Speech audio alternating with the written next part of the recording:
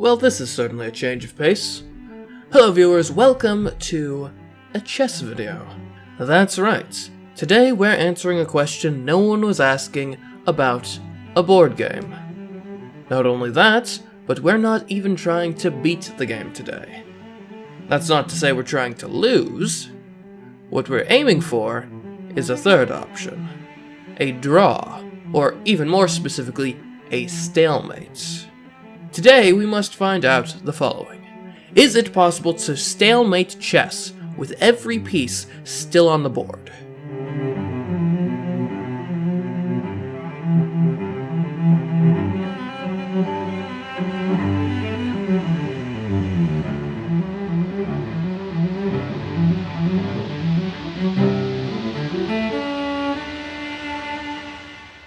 Let's start with the basics, just so we're all on the same page. A stalemate in chess is a specific type of draw, which occurs when on a player's turn they are not in check, while simultaneously having no legal moves.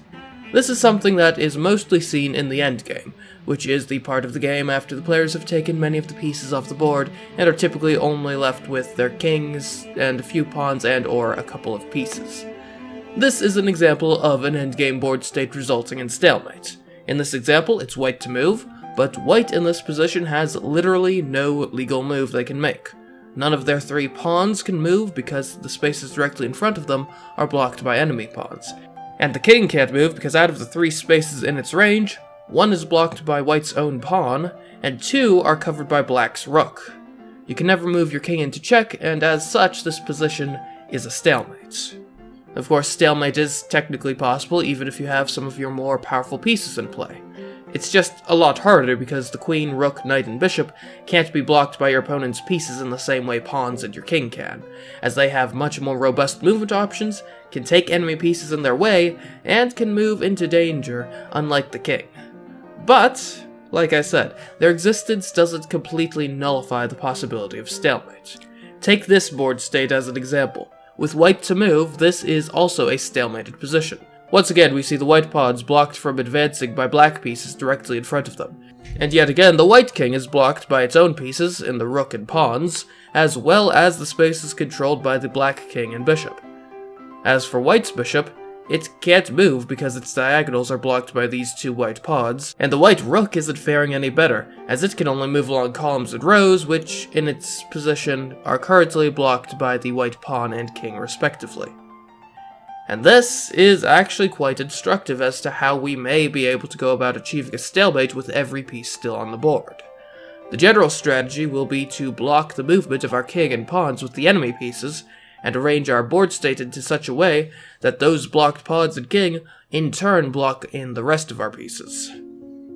So I'd say it's about time we play a game, and to be clear, our goal is to achieve a stalemate starting from the standard beginning chessboard state, and getting to that stalemate by only playing legal moves without capturing any pieces, obviously.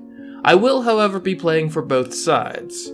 I'll just state right now that I highly doubt that even if it's legally possible to achieve a stalemate with every piece still on the board, such an outcome would ever actually occur in a game between two players that at least somewhat know what they're doing, and are actually trying to win. So just to be clear, the premise of this video isn't me trying to find the every piece stalemate in the wild, as it were. I'm just playing with myself, trying to see if it's technically something that could happen within the rules of chess. All that being said, let's see if we can make this happen. Knights are likely to be at least somewhat bothersome as they can jump over other pieces.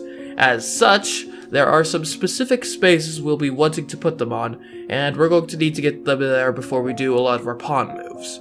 We specifically want to put our G knight on H1 and our B knight on D1. To that end, we make the following moves.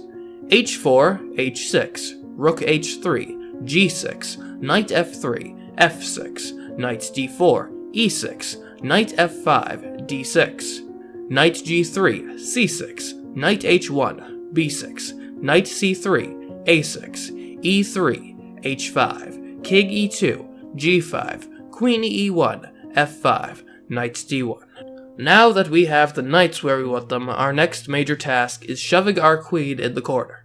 It seems like the best place for her, given the fact that queens, of course, have notoriously excellent movement, so from the corner she hopefully won't be able to do much.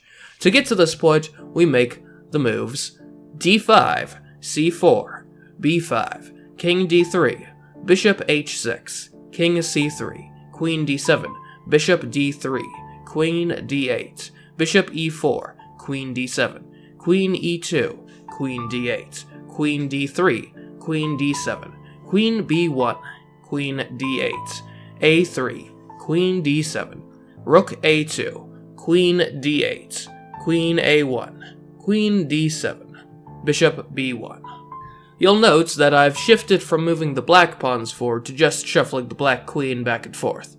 That's because if the pawns got much closer, they would be hampering our king's motion prematurely, as well as prevent our h-rook from getting across to where the party is, without manslaughter. Which is exactly what we're going to be doing next, with queen d8, rook f3, queen d7, rook f4, queen d8, rook d4, g4, rook d3, queen d7, king d4, f4, rook c3, f3, rook c2.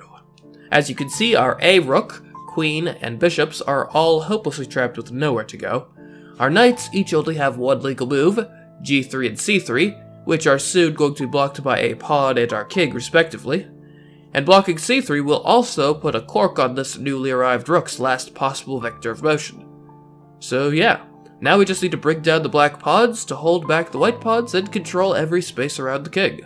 Queen f7, king c3, d4 check, king b3, d3, king c3, b4 check, king d4, b3, king c3, a5, g3, a4, king d4, e5 check, king c3, e4, king d4, c5 check, king c3. It's black to move, and as long as I don't put white in check or otherwise mess up this stalemating structure we've built here, we will get our stalemate. Before we finalize it though, this is why I highly doubt you could ever make this happen in the wild. It's black to move, and black has a very easy mate in one from this position, which is simply queen g7 checkmate, among many other possible moves. The fact of the matter is that trying to get yourself stalemated in this way leaves you in such a weak position that even a total novice should be able to checkmate you from here. And that's assuming you even still have all your pieces intact after leaving so many of them hanging on several different occasions. Nevertheless, today we asked if it is possible to stalemate chess with every piece still on the board, and King e7 proves that yes, while it's unlikely to ever happen in the wild, it is technically possible to do just that. And there we go, another video and challenge completed? My one request for my laughable contribution to chess today is that if no one's already done so, I'd like to coin this board state as the CMeeCraft Stalemate. That aside, if you like this video, I have plenty of other challenges on this channel for you to check out, though most of them are video game related. If it's more so chess that you're interested, might I suggest my Let's Play of 5D chess with multiverse time travel on my Let's Play channel. But that'll do it for me today.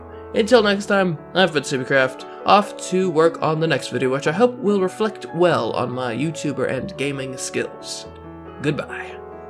So that queen is checking my king, what, like 3 turns in the past and a couple dimensions over? Well, I mean, you know, so that's just how it goes sometimes. Do we have a way to counteract this queen? I'll be perfectly honest, I don't presently see it.